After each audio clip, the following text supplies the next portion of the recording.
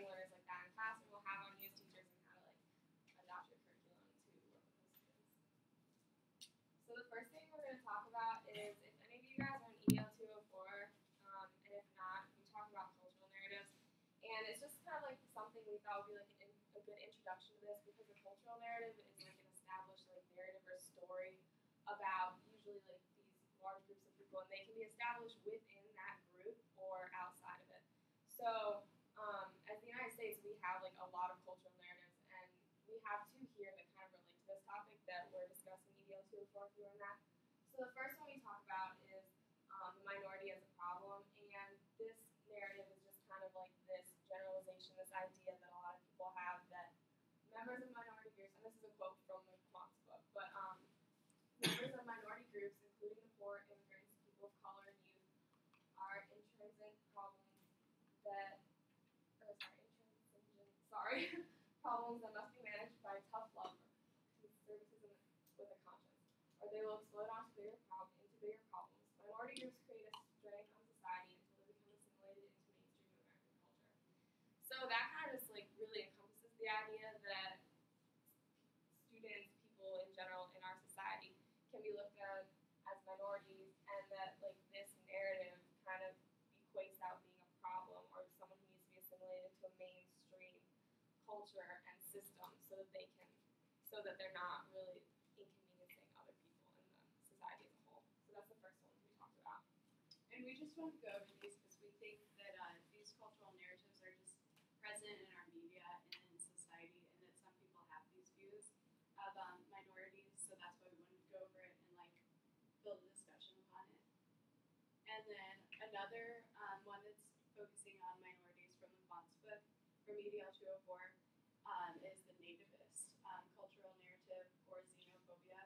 And the quote that we picked out of the book was, Americans built a nation with a common language and common culture that follows such virtues as honesty, industry, religious commitment, and cultural tolerance.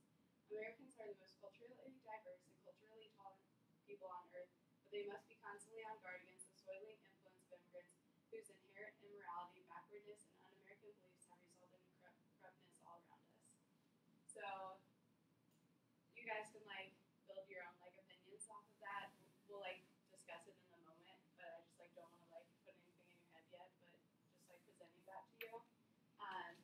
So now we're gonna have a discussion, and we can go back to the narratives if you guys need to look over them if you don't remember them. But our two discussion questions, we'd like you to just get in small groups like we always do for this class. Then we're going to discuss it as a big group too.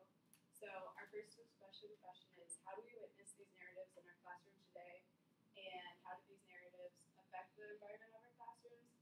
And also, what connections can you make between the narratives and the articles? And if you guys need to bring the articles back up, or I know we didn't like say pick out a specific quote, but if you find something or you saw something in an article that really resonated with this idea, definitely feel free to bring that up. So just really quickly, for a few minutes, we'll do small group and then big group. Do you guys want us to go back to narratives? Yeah. Okay. So we'll go to minority as problem, and then they're kind of similar, a little bit different though. Because native this is more about how like they're culturally tolerant, but alright. Discussions. Wait, so how do we see them in the classroom, and then how does it relate to the articles? Yeah, just like how we witness them in the classroom and how Just like the environment that it like causes the classroom to be.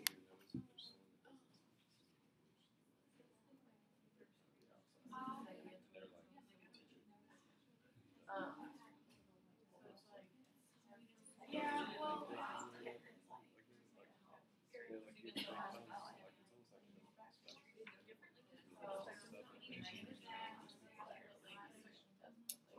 don't know, like they're coming here. I mean, obviously,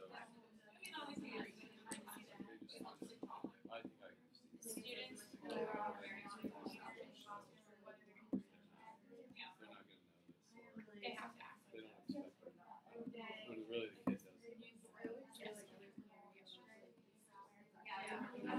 I agree with that. I feel like also, I mean, like building upon that, like I've seen in classrooms where if you kind of like, the more you nudge them kind of, the more, and you show them that you want them to understand it and you're not going to be really disrespectful about it, then they're totally willing to like put themselves out there. But the more you kind of just like you said, kind of just like, yeah, they're not gonna learn it, whatever, I'm not gonna pay attention. Like you're totally discouraging them from even trying to participate, even if they do know this stuff. I know the map one not Say something my first match he would like talk. He would have a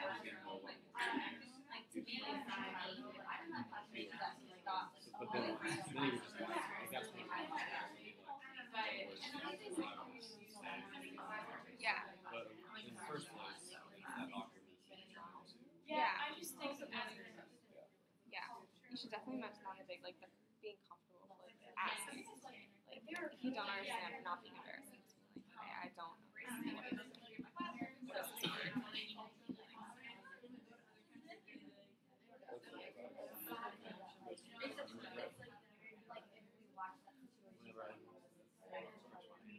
Yeah, like I'm sure that like these desks here. I just want to know how they always do.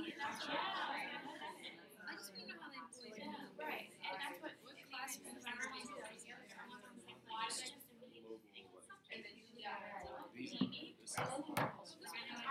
must have just prejudged him.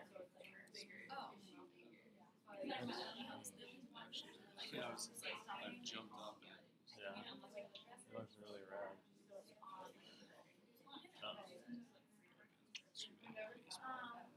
did you break your hand? Got hit by pitch. Yeah. The huge. I didn't like hit my hand on my desk, right? I didn't have my hand on my knee. Why would you? I would do such a thing. I really like that idea. I really like you. Yeah, exactly. Kind of bums me out. With like big issues, they don't free up. I'm probably gonna read one chapter.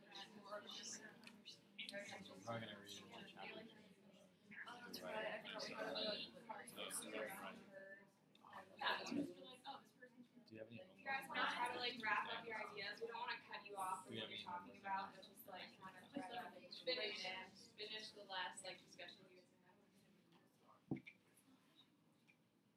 One thing that I thought was interesting, especially about the nativist narrative, is just this idea that like I think a lot of times people in like America want to boast about the diversity that you see here, and like it's something to be really proud of. But when you take like a closer look at like our school system and like the jobs that we have, and you wouldn't say that like, oh, it's so diverse. We want to build this diversity and like really celebrate it when you go into the classrooms and you're seeing students whose languages aren't being accepted and who are being disrespected because they're from a different culture or background. So that's just something, it's kind of very hypocritical. I think that's the perspective I have on the nativist narrative. But do any of you guys have any points you talked about in your small groups that you really thought kind of related to this, the articles that you want to talk about in the large group? We heard some really good ideas, so we would appreciate these ideas. Go ahead, Meredith. This article talked about how the English teacher let their students write in whatever language they wanted for their free writes and journal responses, which I thought was a good idea. Yeah, that's definitely, we kind of bring that up again later too, but it's just a totally interesting way to say you're acknowledging their language, and you're not saying we're not going to try to teach this standard American English that's going to help you when you're in this mainstream society, but you're doing it in a way that's transitioning, and it's not saying get rid of this, all that's wrong, all that's bad. It's saying let's take this and kind of and we talk about it later, so I don't want to go too much into that, but that's definitely a really good point. Megan. I like that idea too, and I thought about, I have a student in my class in field, and she really struggles with English. I don't know if she's considered an English language learner because she tested out, but she's having a really hard time understanding. She is really struggling. The problem is they don't have a chance to just free write in the class. They're writing about what they're reading, and she's not understanding what she's reading. So if she was to free write in comprehending what she There's a needs to. disconnect.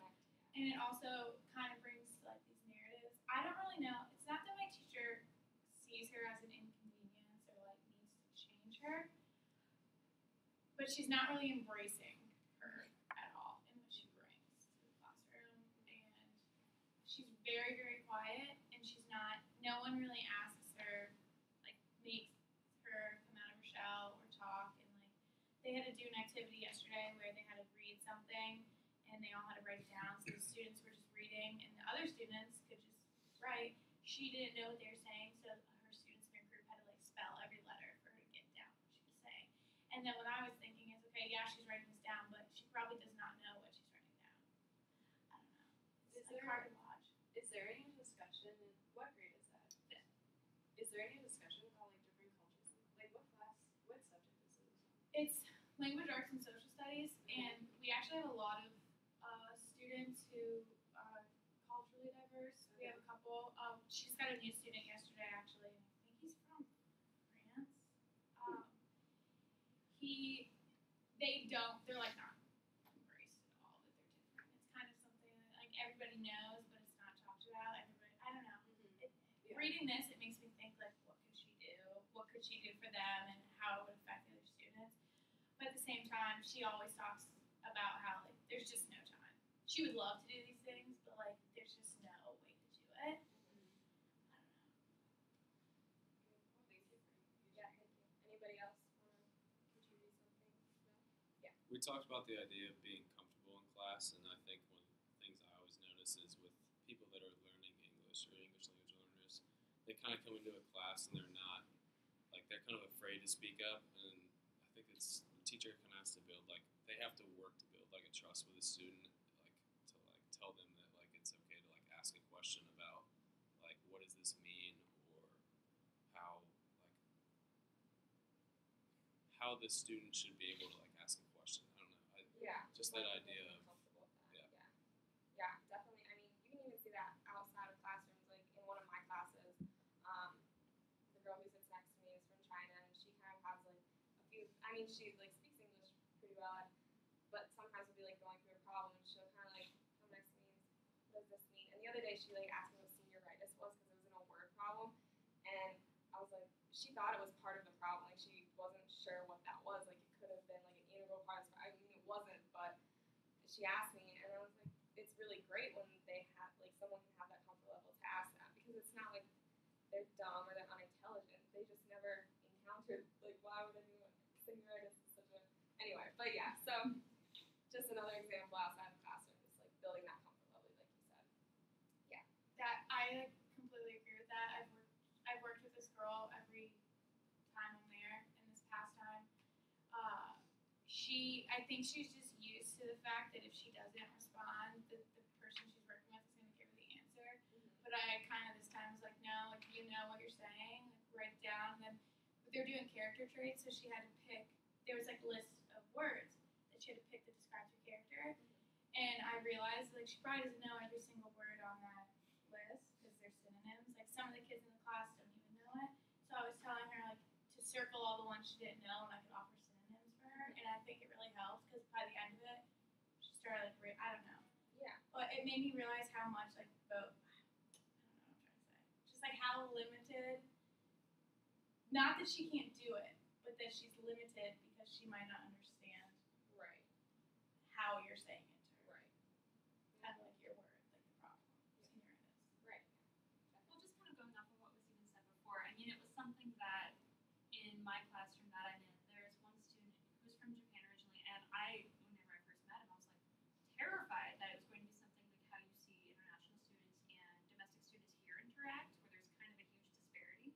But this kid, he goes out like every morning, like before the first bell rings, and goes and hangs out with like a group of like 6 friends, and he's very social. It's everything like that. I don't see a huge relationship between him and my host teacher, but he has such good peer relationships that he asks anyone at his table, like, hey, what does this mean? Or like, can you read this for me and actually help me understand it? Right. So it's something that maybe the teacher himself isn't like too culturally aware, but the students most definitely are. And that might be just because like we've grown up together. I don't really know.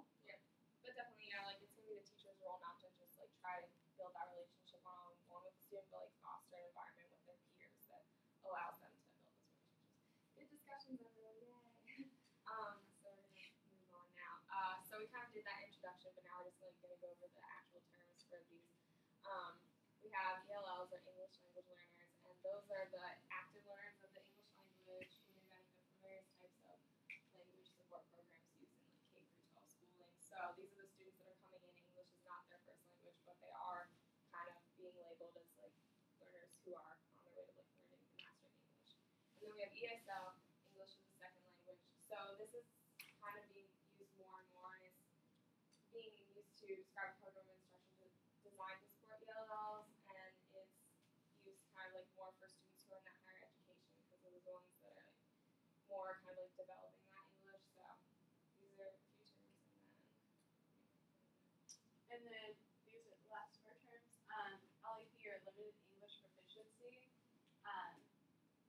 It's employed by the U.S. Department of Education to refer to English language learners who lack sufficient mastery of English to meet state standards and excel in an English language classroom. And then I thought that it would be nice to put in like a little note that it's being used less and less because it focuses on that deficit, which we've been discussing in a lot of our classes. Rather than like actual learning, we want to focus on like their abilities rather than the deficit of their abilities. So, and then EFL, this is one that I thought we should include because I've never heard this one. But English as a foreign language, and non-native English-speaking students who are learning English in a country where English is not the native language. So that wouldn't be here because English is our native language in America. Mostly, we consider it to be our native language. And then ESOL, that's like a part of our like the name of our discussion. And so that's English for speakers of other languages. So just a general term. Okay, so this is just one quote we picked out. There's no evidence that statewide English-only initiatives improve the learning outcomes of the ELLs. So just like this discussion we've been having throughout a lot of our classes, that like maybe there are other ways, other methods and strategies that you can use to like teach English to these students without like trying to just not, I don't want to say eradicate, that's like a very harsh term, but like trying to have programs where it's like just English and not focusing on anything else or their language or like continuing the education of their language. So just the idea that maybe we need to look outside the box for programs like these and think that maybe there's a different way that they can learn English just as well without doing that. So this is like a little activity we have. I don't know if we're going to do all of them, but we're going to do the first one. So, and hopefully this works. This question is, what percent of the school-age population speaks a language other than English? Okay. Just here. Well, do you want to just X out of that? Okay. Okay, this is like a little poll we're going to do. So, there we go. Okay. So think about Okay, that so for a second. what they need are their phones, right? Yeah, you look Okay, at your so phone. get your phone out, and we're gonna like text into like this random number, and you're gonna text in like the percentage that you think it is. So if you guys just want to think about that.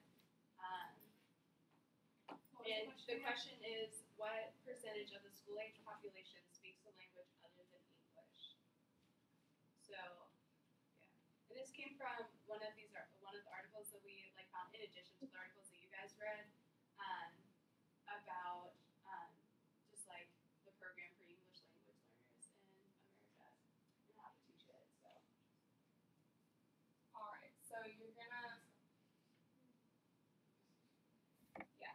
So you're gonna text to 22333, and then you're gonna text my name and those numbers, and then these are the options that you guys have. so like to first become a part of the survey, you have to say Anna Hill 469 To that number. and then let's say like, oh, you're like in the survey, and then you do A, B, C, or D. I love these. I do too. Yeah. They're so fun. And your students will like having permission to get to use it. For Yeah. exactly. Right. Yeah. So And it's immediate. It's so. Yeah. Yeah. What percentage is D? D is 30. 30%. Sorry. That computer monitor is blocked. Is it like, D is 30. is it all caps? I For don't know. Anna I Hill. just do that just to be safe, but I'm not sure. I don't think it matters. And it's so fun to watch it kind of like fluctuate as you do it. I love this. This is so cool. I had students teach me about use that too. Yeah. Yeah. Do you remember what we used in Lori Brown's class? That was Kahoot. Okay, yeah. Yeah, I thought that was great. Yeah.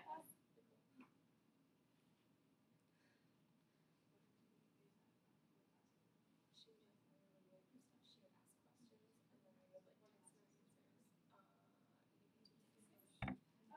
The intro to yeah. Functionalities, yeah. So did I do this?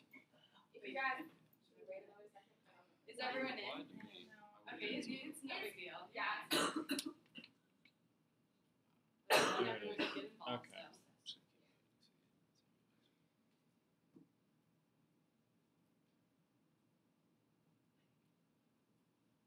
So. So, you guys think you're good on that? Okay, so looks like the majority of you were between 20 and 30%. So, we're going to go back to our slides. And, wow, the answer's going to pop up. Yay!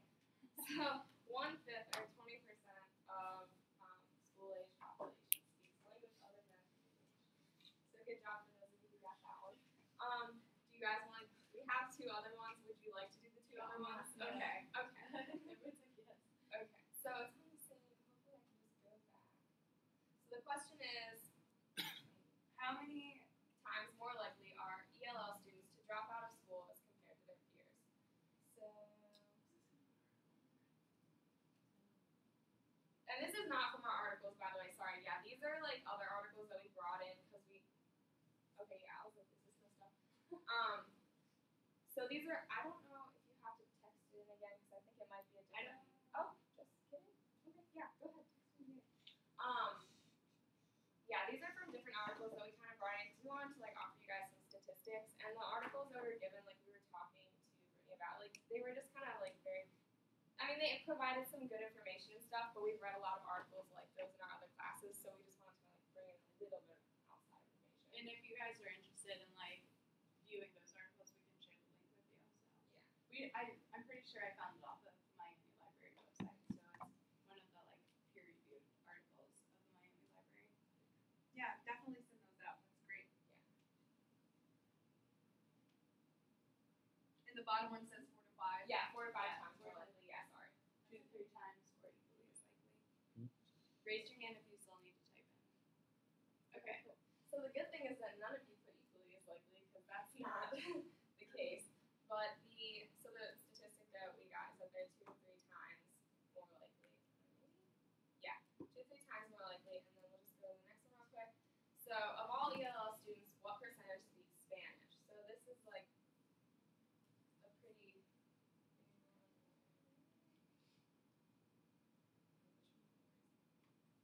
It's right. Oh, thank you. Let's see. Okay.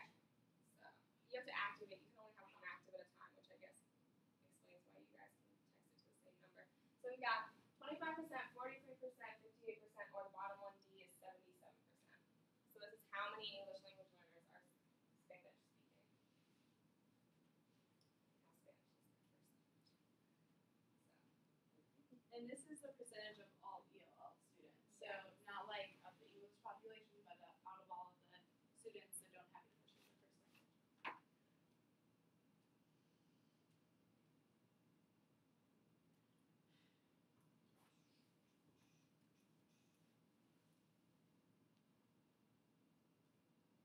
Is everyone good?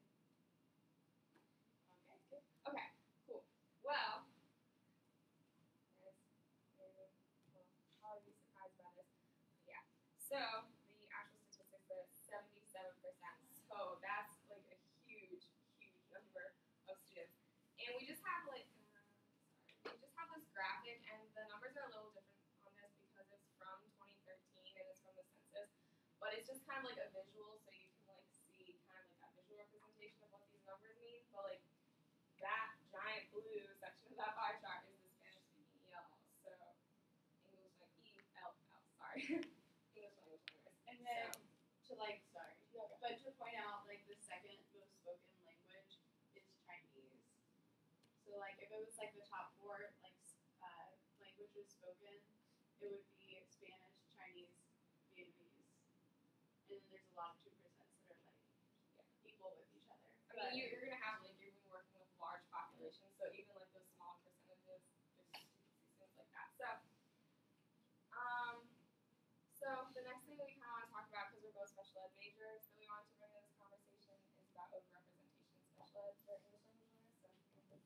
Yeah, so we just wanted to like briefly touch on the topic and like, remind you guys that like these students that are English language learners, they are overrepresented in special education. And a lot of the time it's because teachers assume that like their lack of communication represents a learning disability, but it's just that they can't communicate themselves in the language that they like are required to speak.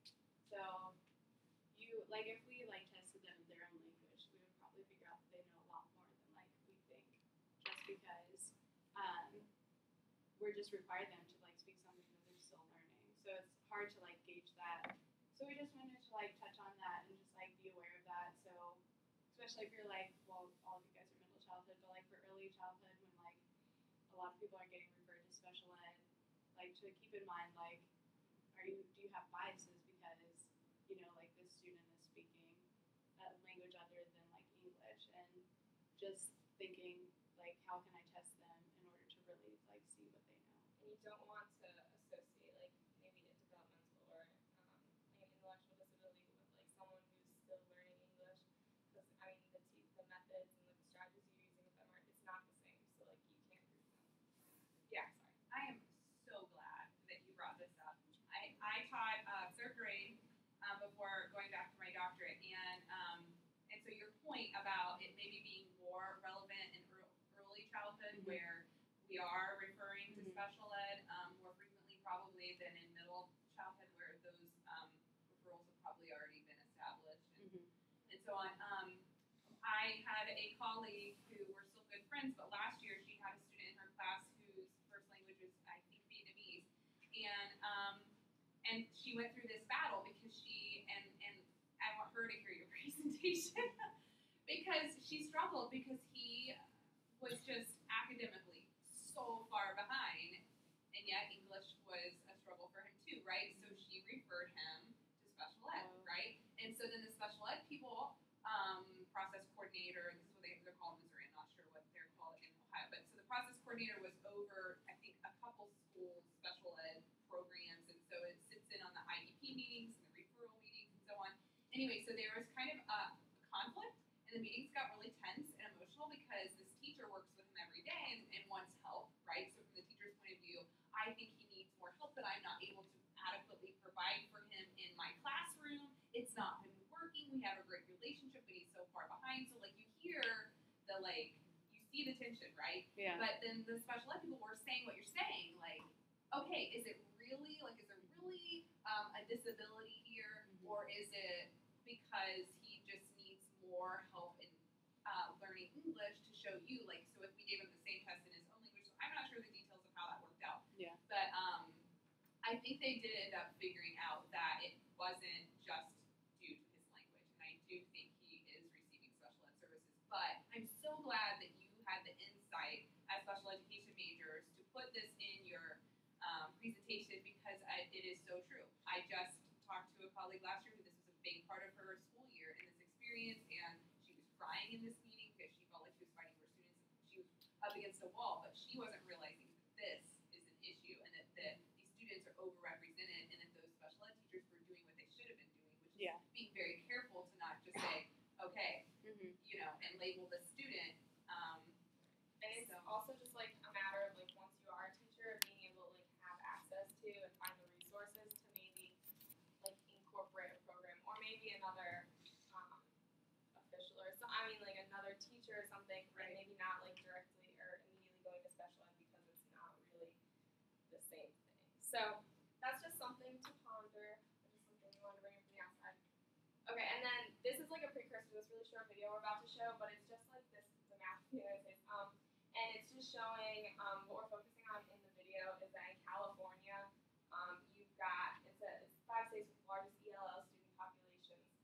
This is also from the 2013 census, so these numbers might be a little off. But in California, you've got 84% of their English language learners are Spanish-speaking students. So pretty large percentage of the population.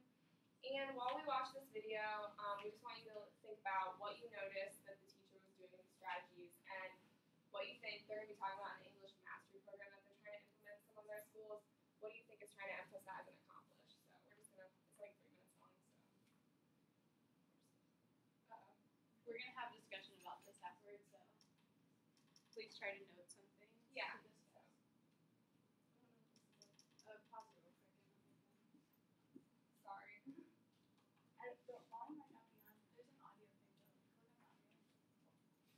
there we go. I heard it. Oh, they did that? So it's not just like it's just not turned up. Did you check on your computer down below, like on the, if you X out of your Prezi and make sure that it's not, the computer's not muted down there?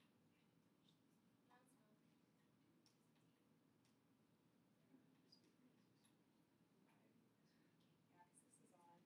Who else had to turn on the volume? Thank you. Yeah, I don't know if we can fix it, They look good. Oh, Oh wow. so smart. Okay. Cool.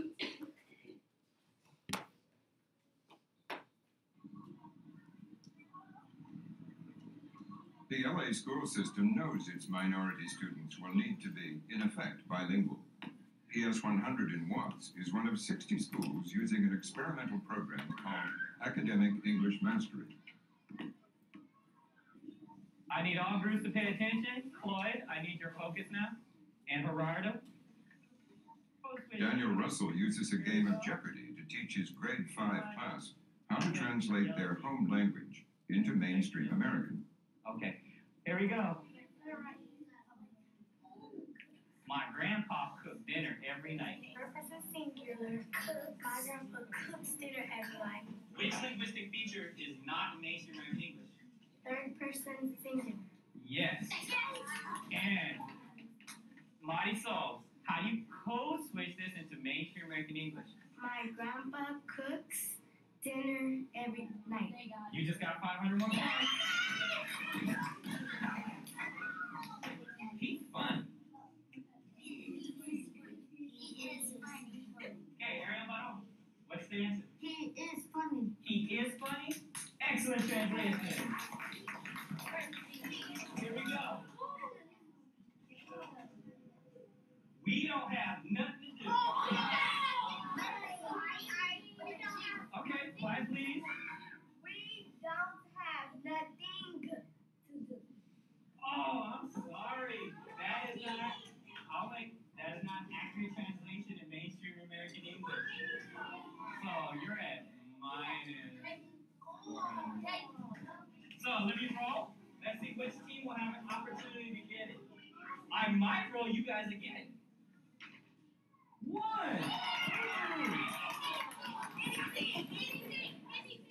We don't have anything to do. Excellent translation. I think perhaps the biggest misunderstanding is the idea that we are somehow teaching African American language, teaching Ebonics, if you will. We don't need to teach African American language. They already know it. Our task is to help move them towards mastery of the language of school in its oral and written form. But to do that in a way where they are not devalued or where they feel denigrated in any way by virtue of their cultural and linguistic differences. Because when you begin to devalue youngsters and make them feel that who they are doesn't count, then you turn them off from education. Last night, we baked cookies.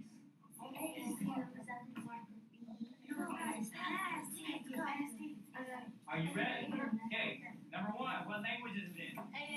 It is an African American language. Number 2, what linguistic feature is in AAL? Past tense marker, ED. Past tense marker ED, that's 2. And how do you code switch it into mainstream American English? Last night we baked cookies. You got 500 more points. Is it too easy or I just taught you well this year?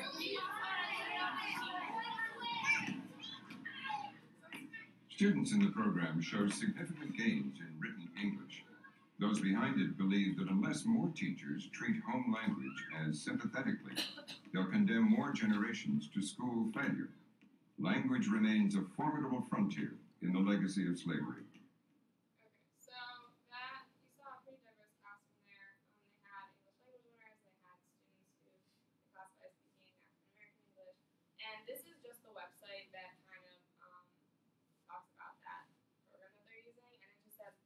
The Los Angeles Unified School District's Academic English Master Program is a comprehensive, research-based program designed to address the language needs of African American, Mexican American, Hawaiian American, and Native American students for whom standard English is not native. The program incorporates into the curriculum instructional strategies that facilitate the acquisition of standard and academic English in classroom environments that validate, value, and build upon the language and culture of students. So I just wanted to bring that up. So it's just a way that schools are trying to kind of transition from this deficit view to more of the difference in language and culture. So anyway, so these are, oh yeah. So well, the discussion questions we have in this that we want to know what you noticed right off the bat. If you want to just raise your hand in big group setting, what things did you notice? What strategies did you notice as a teacher using that you thought were really, worked well for this? Yeah. I guess it's kind of the main idea of the video, but how they said you shouldn't devalue the students' home language, because if you do, then they just get turned off to learning. So that and I think a big first step to doing that is recognizing if you yourself think of standard American as superior, because if you do believe that, then you do have a higher tendency to devalue other languages. But if you just recognize that all languages have value, and sure, he was teaching the students to switch to standard American, but he wasn't saying it's better or anything. Exactly. He was just saying yeah. So I love that point, because I had a student in 318 last fall who wrote about this in a paper but didn't realize it in the way that we're realizing it. And the assignment was, I think, the field assignment 2 was, gather 10 strategies that your field teacher does that you like and you want to implement. And one of the strategies was a poor strategy, and I had to talk to my student about this because she wanted to adapt it. And that was, I think it was a language arts classroom, and on the board there were crime words written. The teacher wrote crime words. And these were words that she said that her students were using often that were incorrect. And a lot of those words were from Ebonics. And so that was not not the same as what this teacher was doing, right? That was an example of devaluing. Right. Because why? Because they were labeled as crime words. Yeah. What does the word crime say? Yeah. And so just kind of the point, one of the things that I thought specifically in this video, he said code switching so code switching is going between languages. He's legitimizing what they're speaking. He's not talking about what's incorrect that you're saying. He said linguistic features of African American English. They talked about it, so they've obviously talked about in this class the features of African American English, and that, just having that discussion completely places value on that language or that whatever. This can apply to any dialect or language that you're going to be having, your students will be having. So code switching, he's translating. So you're taking from one thing, you're not saying it's wrong, you're just translating it to a different language. So we thought that video was really good, and so kind of I think this is pretty much almost the end of our thing, but we wanted to conclude with we wanted to conclude with a little discussion about for you guys, we talked about the definitions of these from textbooks and stuff, what is standard American English, and then what are the implications that you're seeing or that we've read about that this is having on students and the environments they're learning in, and should this approach be adopted, and if not, what are different ways, like you saw from the video, to incorporate a view that emphasizes difference, not deficit. So we've got maybe small groups for a few minutes, and then we'll just come together for discussion. So same groups, you guys can just type on it for a second. And then we want you to try to incorporate the video we just watched and the articles, whatever you guys think is relevant to this.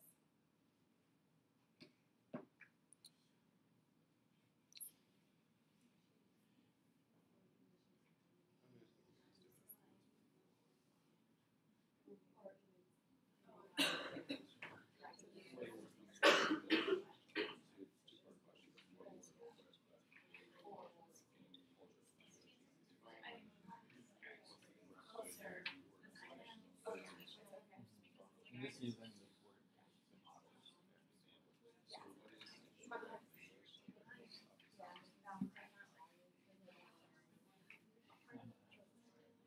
Well, he wasn't saying, so what's the right? He hasn't identified it.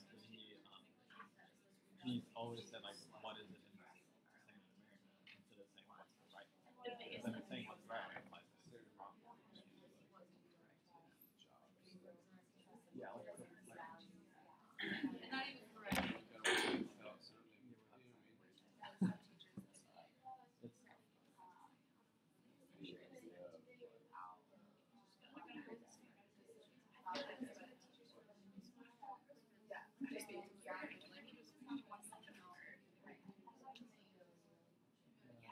sorry, I'm gonna just try to make history of you guys having a history here? Just trying to think how to word that. How to describe standard. Yeah. I feel like, yeah, it's just like what you guys are getting at. The conclusion is that it's hard to like define standard American English. Like I don't even know if it's like really a thing because everyone like has a different dialect of how they speak. So I guess it's like the English we find in textbooks, like, or because I mean, there's a standard because Microsoft Word has those red squigglies and green squigglies for a reason, right? Like, yeah, I don't. They always say it's wrong even when I have it completely correct.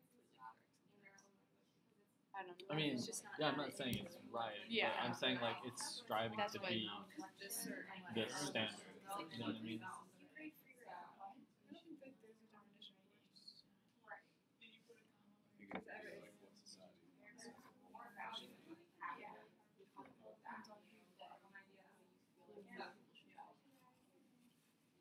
Good discussion. I agree. I know, I have that experience. Yeah, I'll speak a different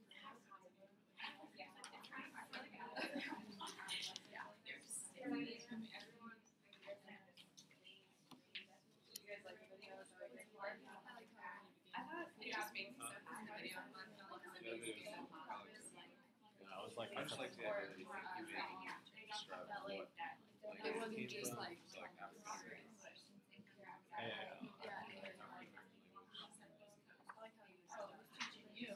yeah, the kids are like using these terms. I was like, it took me a second to know what they were talking first about. person on like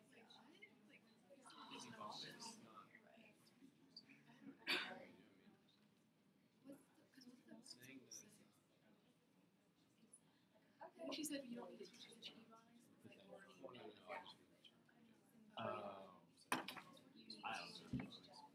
I mean, the book said easier that. for them to understand if they just say that's very true.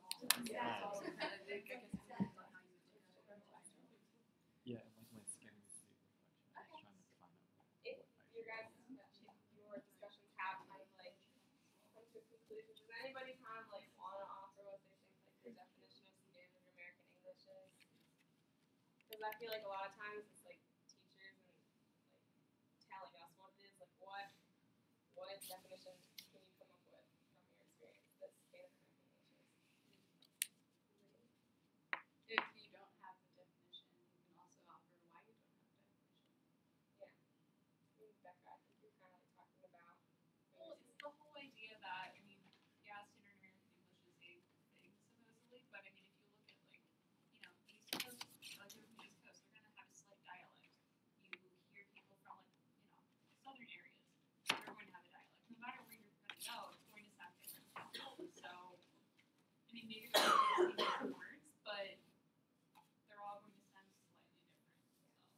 So. And it's like something to be explored, and everyone's gonna have like probably their own individual interpretation of what standard American English is and what kind of effects that holds on the classroom and society as a whole. I guess if I were like trying to define standard American English in like my own terms, I would say that it's like the formal academic language that English that they're teaching us in schools that we're going to be using in the workforce, in mainstream society, in like the business setting, the work setting, the educational setting. So that's like my definition of it, without like trying to insert biases about like how effective it is or whatever. That's like kind of how I would try to sum it up. So does anybody want to offer like their ideas on what the implications are in the classroom? We talked about it a ton. So anybody want to? Any of the questions you can. Yeah, and yeah, comments on any of the questions really.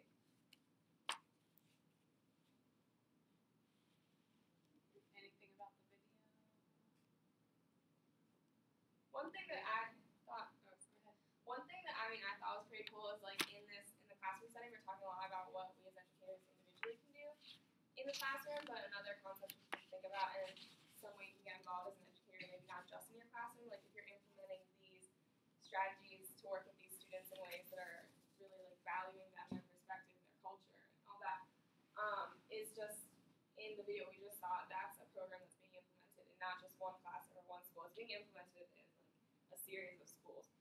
So there's ways to get involved like on a higher level, like implementing programs like these, and it's just I feel like it says a lot about the direction that we're starting to go in. Hopefully, I think that the school-wide and like district-wide, we're trying to like think of ways to really like change the perspective from deficit to difference.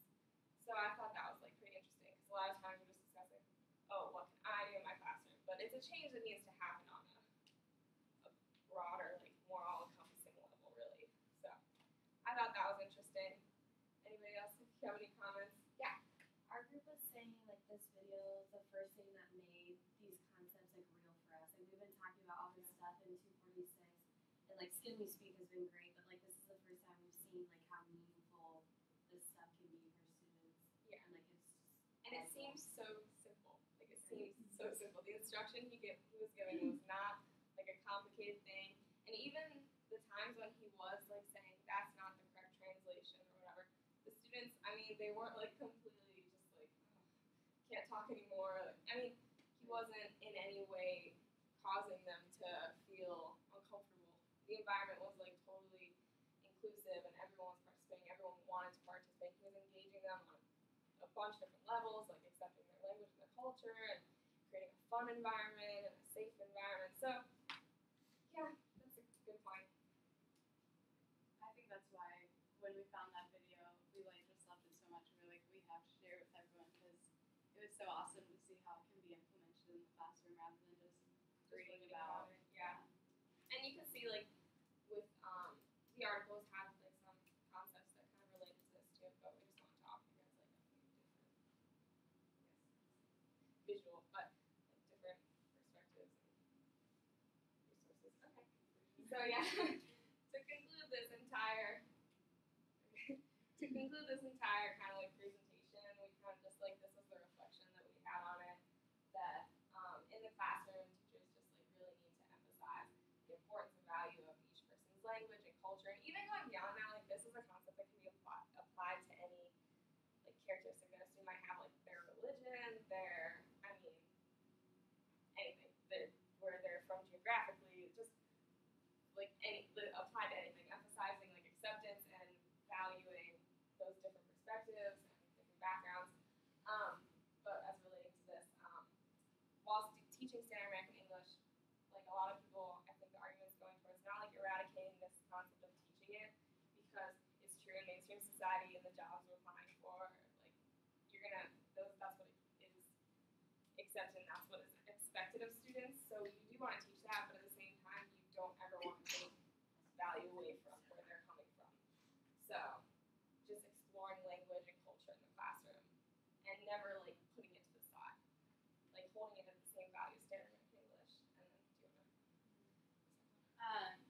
So we also concluded that like students must feel comfortable in their classroom in order to really immerse themselves in the environment and like prosper the most. Like they're going to be achieving like the highest like possible if they feel comfortable in the classroom. So that goes back to just like accepting everyone's differences and just like educating about the differences and understanding that it's okay to be different from one another. And then we also said these students begin to feel more comfortable as they feel that there are it's a judgment-free environment. So just going back to like educating about the differences and saying like, hey, like everyone like has their own value in like the discussion. So with your own differences. Does anyone have any questions or anything about this? Thanks for being so participatory.